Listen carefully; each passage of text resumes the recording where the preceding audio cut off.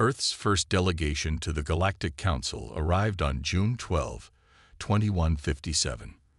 The sleek alien station hung in orbit around Proxima Centauri, its curved architecture unlike anything human engineers had ever created.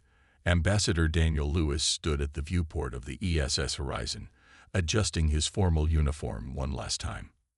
"Nervous?" asked Dr. Elaine Wright, cynobiologist and second-in-command. "Wouldn't you be?" Daniel replied with a slight smile. Humanity's first official meeting with the representatives of 23 spacefaring civilizations. The shuttle journey from the horizon to the station took 20 minutes. Daniel spent them reviewing his opening remarks. Earth had detected alien signals only 15 years earlier. First contact happened 8 years ago. And now, somehow, he was here, representing 4 billion humans to a council of beings who had mastered interstellar travel centuries or millennia before. The docking procedure went smoothly. The human delegation of 7 walked through the airlock into an atmosphere that smelled faintly of cinnamon and ozone. A tall, blue-skinned being with 4 arms awaited them. "I am Ziv Kor, Council Liaison," it said in perfect English. "Welcome to Harmony Station." The main chamber of the council was enormous, a circular room with tiered seating that rose up at least 50 meters. Beings of various shapes, sizes, and colors occupied seats marked with unfamiliar symbols. Some appeared almost human. Others defied easy description. Daniel noted several delegates using translation devices, while others simply stared with what he interpreted as curiosity. "The human delegation from Sol 3 may approach," announced a voice from somewhere above. Daniel led his team to the central platform. He began his carefully prepared speech about peaceful cooperation and cultural exchange. 3 sentences in, he heard something unexpected: laughter. It started softly but spread through the chamber. Ambassador Lewis interrupted a being with iridescent scales and elongated fingers. "Your enthusiasm is charming. Truly. But perhaps you misunderstand your position here." "High Counselor Vrax, please," said another delegate, this one resembling a tall insect with compound eyes. "Let them speak. It is their first time." More laughter followed. Daniel continued, outlining humanity's achievements, their hopes for trade and knowledge sharing. With each statement, the atmosphere grew more condescending. After he finished, Counselor Vrax addressed the chamber. "The Sol system species has progressed remarkably quickly from primitive technology to basic space travel. We should acknowledge this achievement." Murmurs of agreement filled the room. "We offer Earth-protected species status," continued a delegate with purple skin and no visible eyes. "Category 3, developing civilization with potential." Daniel frowned. "Protected species. We came as equals seeking." "Equals." The laughter was louder this time. "Ambassador, your people have barely left your home system. Your fastest ships travel at what, 10% light speed. You have not even begun to harness quantum folding or gravity manipulation." Another delegate, this one floating in what appeared to be a containment field, added, "We watched your species discover fire, Ambassador. We monitored your primitive wars. Some of us have vacation homes in your star system that your sensors cannot even detect." Daniel felt his face grow hot. Beside him, Admiral John Peterson whispered, "Keep calm, sir." "We mean no disrespect," said Ziv Kor, though their tone suggested otherwise. "Every species begins somewhere. In a few centuries, perhaps you will be ready for limited membership." "And until then?" Daniel asked, keeping his voice steady. "We will grant limited trading rights as a courtesy," replied Counselor Vrax. "Your military capabilities are, of course, irrelevant on the galactic scale, but we recognize your right to defend Sol 3 itself." The human delegation stood silent as the council moved to formalize their status. Protected species, essentially a wildlife preserve with permission to continue developing under supervision. As they walked back to their shuttle, Admiral Peterson's expression was dark. "They think we're pets," he muttered. Daniel nodded slowly. They laughed at us today, John. Let's make sure they never make that mistake again. 5 years passed since humanity's first meeting with the Galactic Council. Earth had used this time wisely, absorbing every bit of alien technology they could access through their limited trading rights. But the Council's attitude remained unchanged. Lieutenant Catherine Wells sat in a small observation vessel on the dark side of Neptune. Her mission: document the unauthorized mining operations in Earth's solar system. Through her view screen, she watched as massive Trilaxian harvesters scooped rare gases from Neptune's atmosphere. These same resources had been denied to human companies who requested permission through official channels. "Getting all this, Rivera?" she asked her systems operator. "Crystal clear, Lieutenant," said Jack Rivera, monitoring the recording equipment. "Fifth unauthorized harvest this month." Catherine's vessel was using stealth technology reverse-engineered from salvaged alien parts. The aliens didn't believe humans could understand their tech, much less improve it. This overconfidence made them careless. "They're saying something. Boost the audio," Catherine ordered. The translator picked up the Trilaxian commander's words. "These humans are amusing. They file petitions while we take what we want from their backyard." Another voice responded. Counselor Vraxter was right to block their membership request again. Why allow clever pets at the table? Catherine's jaw tightened. She'd heard enough. "We have what we need. Let's go home." Back on Earth, the United Nations Space Command headquarters buzzed with activity. In the central command room, Admiral Frank Porter reviewed Catherine's footage with Earth's leadership. "This is the 7th species we've caught stealing resources from our system," Porter said, his voice controlled but angry. Meanwhile, our diplomatic team gets nowhere. President Maria Alvarez nodded gravely. Ambassador Lewis reports that Counselor Vraxter personally blocked our petition for full membership again, called us technologically immature, and suggested we need another century of development. "They don't know what we've been developing," said General Sofia Rodriguez, head of Special Operations. Indeed, Earth had been busy. Hidden facilities on Mars, Europa, and scattered through the asteroid belt had been working nonstop.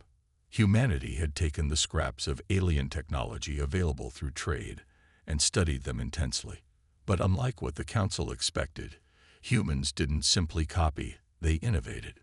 In a secure laboratory beneath the Atacama Desert, scientists Olivia Martinez and Gregory Harris were putting final touches on their greatest achievement. "The enhanced drive is ready," Olivia announced, wiping sweat from her brow. "We've doubled the efficiency of the Kazari design. They think we're still struggling with basic antimatter containment." Gregory nodded, checking calculations on his tablet. "And the adaptive shield matrix passed all tests. It can withstand 3 times the firepower of standard Trilaxian cruisers." "How soon can we deploy?" asked Admiral Porter through the video link. "The EDS Defiant can be fitted within 2 weeks, Gregory replied. "The rest of the fleet within 2 months. Porter turned to President Alvarez. "Madam President, we've been patient. We've followed their rules. But they continue to treat us like animals while stealing from our home." The president looked at the footage again. Alien ships harvesting Earth's resources while mocking humanity's attempts at diplomacy. "Keep our diplomatic channels open," she decided. "Ambassador Lewis should continue pressing our case. But Admiral, prepare your response options if diplomacy fails again." "We'll be ready," Porter assured her. They laugh because they've never seen what happens when humans go to war. As the meeting ended, Catherine Wells was called to Porter's office. The Admiral handed her new orders. "Congratulations, Commander Wells," he said. "You're being transferred to the Defiant." Catherine looked surprised. "Sir, I need officers who understand what we're fighting for," Porter explained. "And against whom? The Council's about to learn they've severely underestimated humanity." The Europa colony gleamed like a jewel against the icy moon's surface. 356 humans called it home, mining the resources beneath the frozen crust and conducting research on potential alien microbes in Europa's vast ocean. Dr. Lisa Bennett was checking pressure readings in Hydroponics Module 7 when the alarms began to blare. "Unidentified vessels approaching," announced the colony's eye. "All personnel to emergency stations." Lisa rushed to the observation dome. Through the thick glass, she saw them. 3 Trilaxian warships, their angular hulls reflecting Jupiter's distant light. The colony had no military defenses. It wasn't supposed to need any. "They're hailing us," said Colony Director Paul Garcia, his face pale as he looked at the communications panel. The message was brief. "Human settlement. You are operating in a restricted zone. Your presence violates Galactic Council Regulation 5.73. Director Garcia's hands shook as he responded. "This is Europa Colony. We have full Earth government authorization. This moon orbits Jupiter in the Sol system, our home system. There's been a mistake." "No mistake," came the reply. "This area has been designated for Trilaxian resource development. You have 1 hour to evacuate." Emergency shuttles began loading immediately. Children, researchers, and essential personnel first. Lisa helped organize the evacuation, checking names against the colony manifest. They wouldn't all fit in the available shuttles. Some would have to wait for a second evacuation run. 52 minutes into the evacuation, the first Trilaxian weapon struck. The beam of energy sliced through Residential Pod 3, explosive decompression, killing everyone inside instantly. 2 more shots disabled the colony's power core. "They're not waiting the full hour," shouted Lisa as she pushed the last children onto the final departing shuttle. The remaining colonists rushed toward emergency shelters. Lisa never made it. The next blast tore through the main corridor, throwing her against a wall. Her last conscious thought was of Earth, so distant now. When the attack ended, 47 colonists were dead. The rest huddled in emergency shelters until Earth rescue ships arrived 18 hours later. At United Nations headquarters in New York, the Emergency Security Council viewed footage from Europa. Ambassador Lewis had already filed formal protests with the Galactic Council, but the response was predictable. "The Galactic Council recognizes this unfortunate misunderstanding," read the official statement. "The Trilaxian Empire has clarified that warning shots were misinterpreted as an attack. Human casualties, while regrettable, resulted from your colonists' panic. The Trilaxian Empire offers standard compensation of Category 3 species loss, 15 universal credits per biological unit." President Alvarez crumpled the translation in her fist. 15 credits. They murdered 47 people and offer pocket change. Admiral Porter stood at attention near the wall screens. "Madam President, there will be no justice through their channels. They don't see us as equals. They never will, unless we make them." The President looked around the room at Earth's leadership. "Options. We've been developing our capabilities in secret for 5 years, said General Rodriguez. "Operation First Lesson is ready. The EDS Vigilant can deploy within 24 hours. "And Captain Summers?" asked the President. "The best we have," assured Porter. "His team has been training specifically for this mission." In a classified facility beneath the lunar surface, Captain Alan Summers briefed his crew. 30 men and women, the elite of Earth's new space forces. Their ship, the EDS Vigilant, represented humanity's true technological achievement, hidden from alien eyes. "This won't be clean," Summers told them plainly, "but it will be controlled. We're not starting a war. We're ending the misconception that humans can be preyed upon without consequences." Commander Wells, now Summers' executive officer, pulled up the mission details on the briefing room's display. "Our target is the Trilaxian military base on Kepler 438 bits. We'll demonstrate our capabilities, deliver our message, and return." The Galactic Council laughed at humanity. After today, they won't be laughing anymore. The EDS Vigilant dropped out of faster-than-light travel with no warning signals, no energy spike, and no gravitational wake. By all standard Galactic Council detection systems, the ship simply did not exist. Inside the bridge, Captain Alan Summers watched the Trilaxian military base on the main view screen. "Stealth systems holding," reported Lieutenant Eric Dawson. "They have no idea we're here." Kepler 438 bits had been transformed by the Trilaxians into a major military hub. 3 capital ships hung in orbit, each capable of destroying a small moon. The base below housed thousands of troops and advanced weapon systems. "Launch observation drones," ordered Summers. "I want complete coverage of this operation." Commander Wells nodded to the tactical team. "Remember, this is a demonstration, not an extermination. We follow the mission parameters exactly." The Special Forces team assembled in the deployment bay. Major Samantha Blackwood checked her squad's equipment one last time. Their armor was lightweight but stronger than anything the Trilaxians had encountered. Their weapons were modified versions of alien technology, improved by human engineers who understood what the Council species did not. Humans had spent thousands of years perfecting the art of war. "Alpha team with me to target 1, Blackwood ordered. "Beta team to target 2. Charlie team secures the communication hub. No unnecessary casualties." The Vigilant moved into position. Trilaxian sensors remained quiet. Patrol ships passed within kilometers without detecting the human vessel. "Deploy," said Summers simply. 12 small craft silently detached from the Vigilant. Each carried specialized teams with specific objectives. Major Blackwood's team targeted the largest Trilaxian capital ship, the Pride of Trilax. Approaching docking port, Blackwood whispered into her comm. "No alert signals. Beginning override sequence." Earth hackers had studied Trilaxian security systems for years.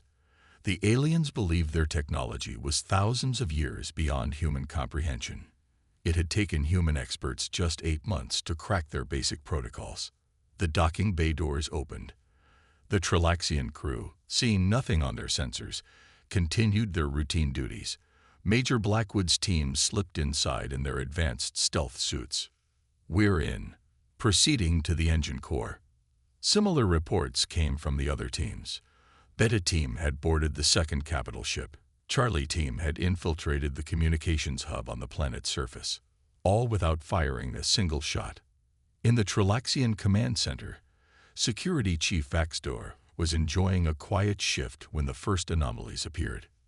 "Sir, we're losing contact with Engine Section 4, reported a junior officer.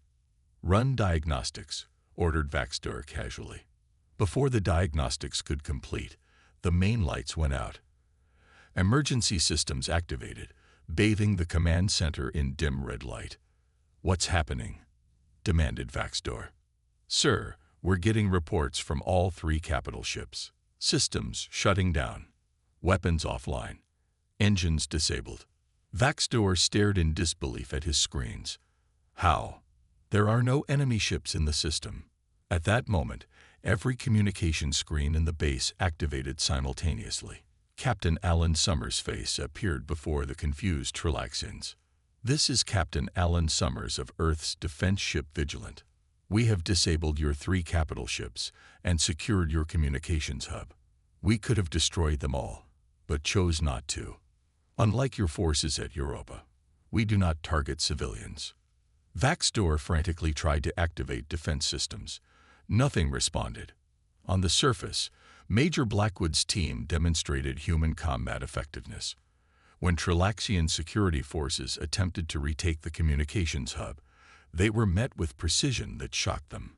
Humans moved faster, adapted quicker, and fought with a coordination the Trilaxians had never encountered. "We have deployed special transmitters throughout your facility," continued Summers. "This footage is being broadcast to the entire Galactic Council. Earth demands formal recognition of our sovereignty, full membership rights, and reparations for the Europa colony attack." The Trilaxians watched in horror as human soldiers systematically neutralized their defenses without killing a single alien. "We could annihilate this base," Summers concluded. "Instead, we're leaving your ships disabled but repairable. Consider this humanity's first lesson in diplomacy. There will be no second lesson." Within hours, the Vigilant and all human forces had vanished. leaving behind only the evidence of what they had accomplished, and the video feed that was now playing in every council chamber across the galaxy. The emergency session of the Galactic Council was chaos. Representatives shouted over each other, pounding appendages on their consoles. The footage from Kepler 438 bits played on repeat on the chamber's massive screens. Human soldiers disabling Trilaxian defenses with alarming efficiency. "How is this possible?" demanded Councillor Vraxter of the Trilaxian Empire. "These primitive creatures were barely achieving spaceflight 5 years ago." The Zinthari representative, a being composed of crystalline structures, spoke with a vibrating tone. "Perhaps we have been unwise to underestimate them." "Unwise?" sneered Vraxter. "They have committed an act of war. The Trilaxian Empire will not stand for this insult." The council chamber split into factions. Some species advocated for immediate recognition of human sovereignty and diplomatic resolution. Others, led by the Trilaxian and Khazari representatives, called for swift military action. "These humans must be contained before they become a greater threat," insisted the Khazari dominant, a massive reptilian being. "They are clearly warlike and unpredictable." The vote was close, but the military faction held more influence. A joint Trilaxian-Khazari coalition would demonstrate appropriate force against Earth's aggression by targeting the Mars colony. It would be a measured response, a warning to humanity about their place in the galactic order. 3 days later, a fleet of 27 warships appeared near Mars.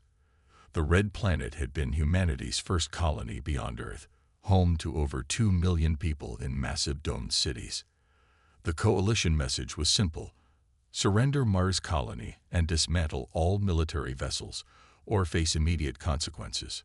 On Earth, Admiral Porter received the ultimatum with a grim expression. He turned to President Alvarez in the war room beneath Geneva. "They took the bait, Madam President, exactly as predicted." President Alvarez nodded slowly. "They still believe we only have a few advanced ships like the Vigilant. Activate the defense grid and deploy the fleet. All ships, this is Admiral Porter. Operation Revelation is now active. Deploy as planned." Across the solar system, hidden installations came to life. On Deimos, one of Mars' small moons, concealed hangar doors slid open. From asteroid bases beneath the clouds of Venus, and from Earth's moon, ships emerged, not just a handful, but hundreds. The Earth Defense Fleet had been building in secret for 5 years, each vessel incorporating modified alien technology improved by human innovation.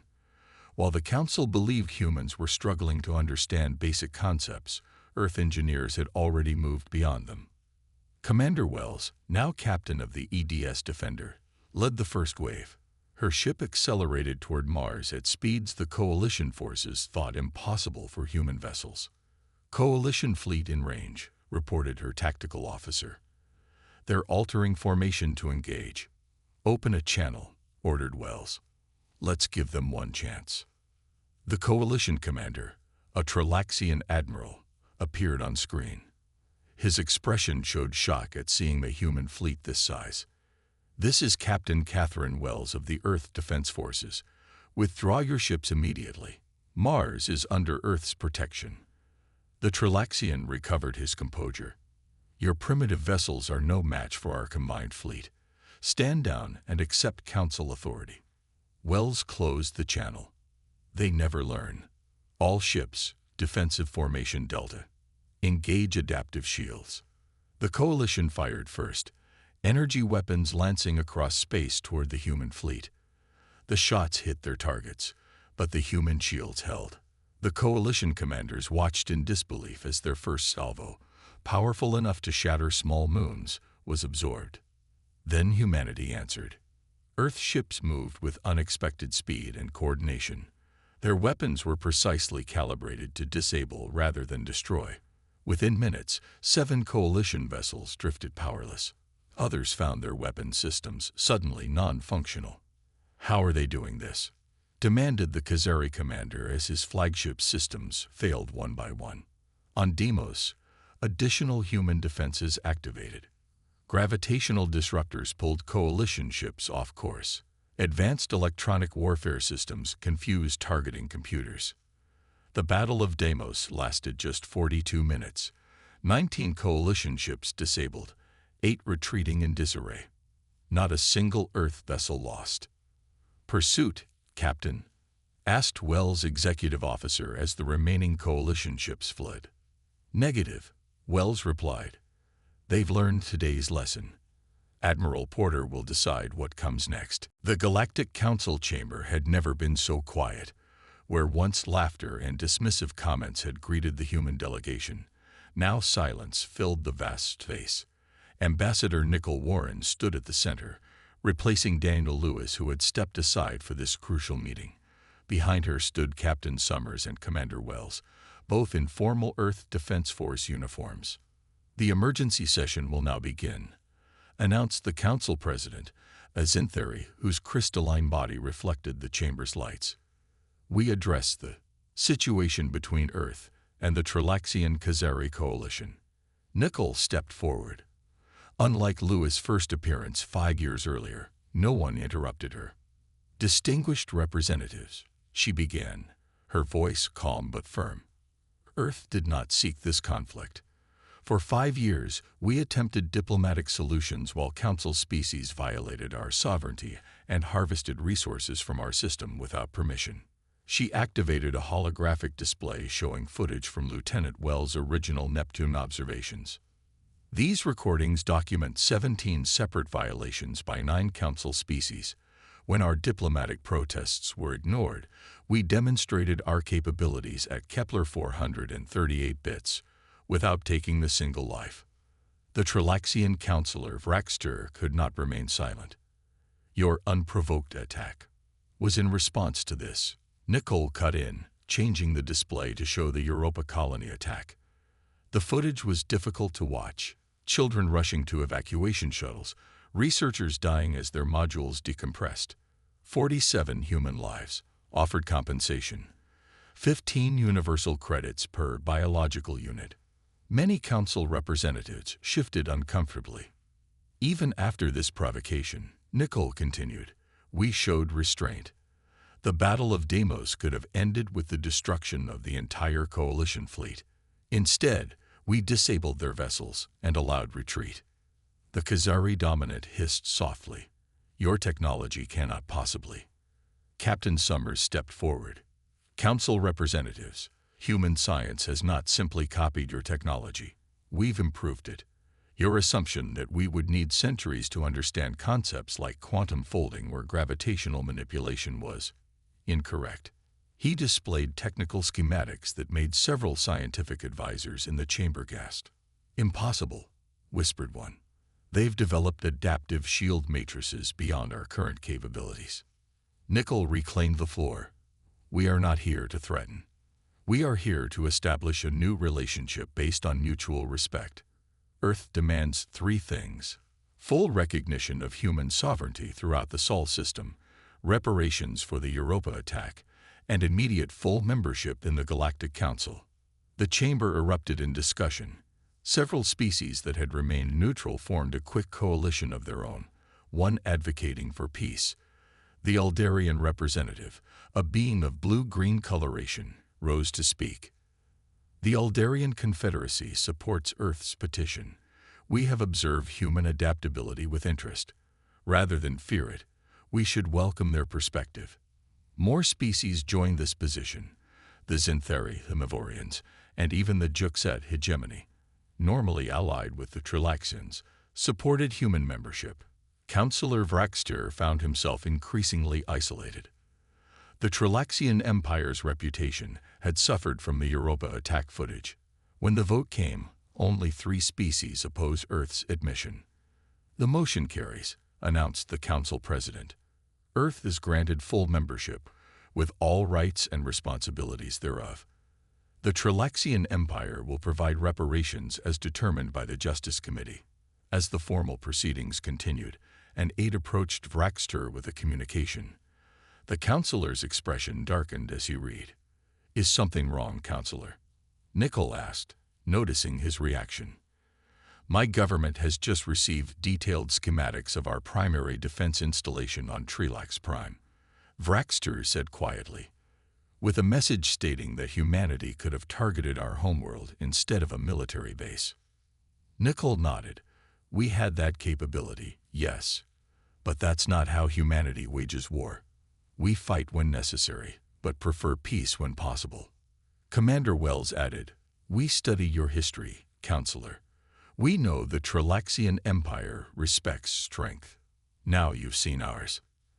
As the session concluded, representatives who had once laughed at humanity now approached the Earth delegation with offers of cooperation, trade agreements, and cultural exchanges. The new era had begun. They're still underestimating us, Summers whispered to Nicole. Good, she replied. Let's keep surprising them. 1 year after Earth joined the Galactic Council, the Grand Chamber looked very different. Human-designed furniture now accommodated Earth's representatives alongside the various alien seating arrangements. A new section had been added to the chamber, the Earth Embassy area, where Ambassador Nicole Warren maintained her office. Today was special. The Council was celebrating the first anniversary of Earth's membership with a formal reception. Representatives from 27 spacefaring civilizations mingled in the Great Hall adjacent to the chamber. Remarkable transformation, observed Admiral Porter, now serving as Earth's military liaison to the Council. He stood beside Captain Summers, watching alien diplomats engage eagerly with human scientists and cultural ambassadors. Hard to believe they were laughing at us just 6 years ago, Summers replied, sipping a drink that sparkled with bioluminescent properties. Across the room, Commander Wells, recently promoted to captain of the newly commissioned EDS Peacekeeper, was explaining human tactical doctrines to an audience of alien military officers. The Trelaxian officers among them listened with particular attention. The key to human military success isn't our technology, Wells explained. It's our adaptability. Throughout our history, humans have faced seemingly impossible odds and found creative solutions. A Zinthuri military theorist chimed in. We've been studying your Earth conflicts. Your species seems uniquely capable of transforming tactics rapidly during ongoing engagements. Necessity and survival, Wells replied simply. When you can't outgun your opponent, you outthink them. In another corner, Dr. Olivia Martinez showcased her latest innovation, a fusion of human intuitive design with Alderian quantum principles. The resulting energy system was 30% more efficient than anything previously developed by Council species. Humans don't just copy, Martinez explained to the fascinated alien scientists. We integrate and improve. It's how our science has always advanced. President Alvarez arrived, escorted by the Council President. The room quieted as she took the central platform.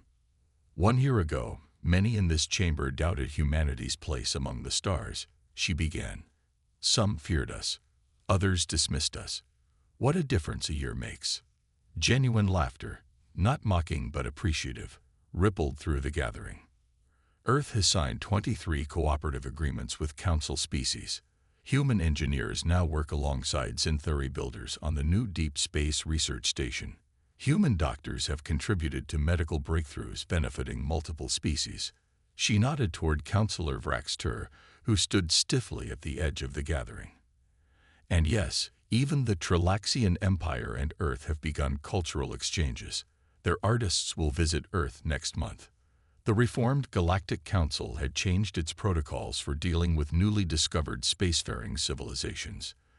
The Humanity Protocols, as they were informally called, required respectful first contact, regardless of technological development level.